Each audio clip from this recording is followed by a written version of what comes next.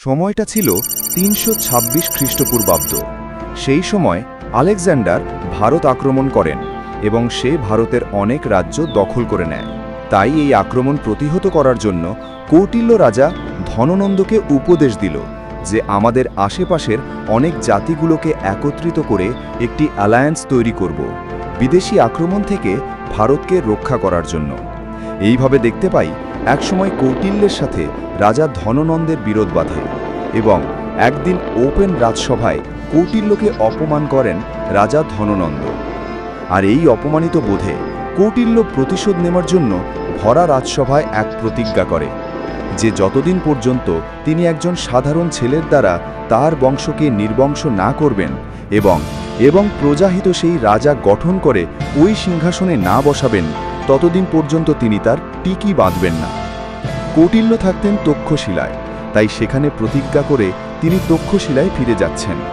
তক্ষশিলায় যাওয়ার পথটা ছিল বিন্ধ্যাচল পর্বতের অরণ্যের ভিতর দিয়ে। সে সেখানে দিয়ে যাচ্ছেন। যেতে যেতে সে একটি উদ্যানের পাশে বিশ্রাম নেবার জন্য বসেন এবং একদল খেলা দেখতে শুরু করলেন। সেই খেলার নাম রাজক্রীড়ম। এই খেলায় যেখানে কেউ রাজা সাজবে, কেউ মন্ত্রিনী সাজবে, কেউ সেনাপতি ইত্যাদি। সেখানে একজন অপরাধীকে রাজার সামনে নিয়ে যাওয়া হচ্ছে এবং তার শাস্তি হবে মৃত্যুদণ্ড। এটা দেখে কৌটিল্য মনে করে যে রাজা সেজেছে সে কোনো সাধারণ ছেলে হতে পারে না, কারণ এই খেলা শুধুমাত্র রাজ পরিবারের ছেলেরাই খেলে, অর্থাৎ সে একজন রাজ পরিবারের সন্তান। তাই কৌটিল্য ওই বাচ্চার পিছু নেওয়া শুরু করে। তবে কিছুদিন পরে সে ছেলেটির পরিচয় পায়। সে কোনো রাজপরিবারের ছেলে নয়, সে একজন দাস, কৃতদাস।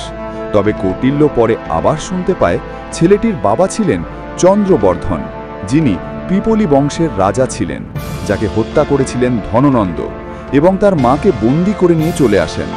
সেখানে তাকে কৃতদাস হিসাবে কাজ করিয়ে নেওয়া হয়। তো সেই ছেলেটির নাম চন্দ্রগুপ্ত মৌর্য।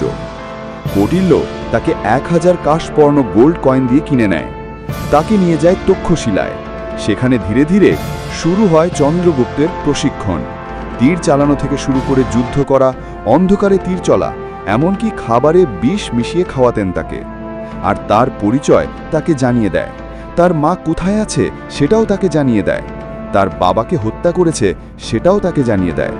আর তার মাকে উদ্ধার করার জন্য কৌটিল্যর পরিকল্পনা চন্দ্রগুপ্ত গ্রহণ করে নেয়। তারপর তারা চলে যায় ধননন্দের রাজদরবারে। সেখানে কৌটিল্য ধননন্দকে পরাজয়ের জন্য এগোয় এবং চন্দ্রগুপ্ত মৌর্য তার মাকে উদ্ধার করার জন্য এগোয়। কিন্তু প্রথম যুদ্ধে কৌটিল্য হেরে যায় এবং তারা দুজন পালিয়ে যেতে থাকে এবং পেছনে ধননন্দের সেনা তাড়া করতে থাকে তাদের দুজনকে।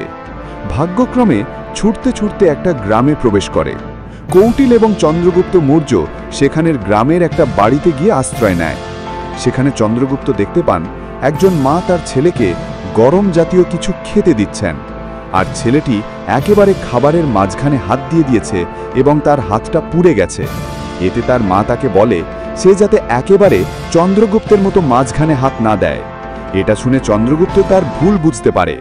এরপর সে ফিরে গিয়ে নন্দবংশের চারপাশে ছোট ছোট উপজাতিদের নিয়ে একত্রিত করেন এবং তাদের থেকে সেনাবাহিনী তৈরি করেন এবং কাশ্মীরের রাজা প্রবর্তকের সাহায্যে কৌটিল্য, চন্দ্রগুপ্ত এবং উপজাতির যত সেনা ছিল তারা গিয়ে ধানন্দের রাজ্য আক্রমণ করে।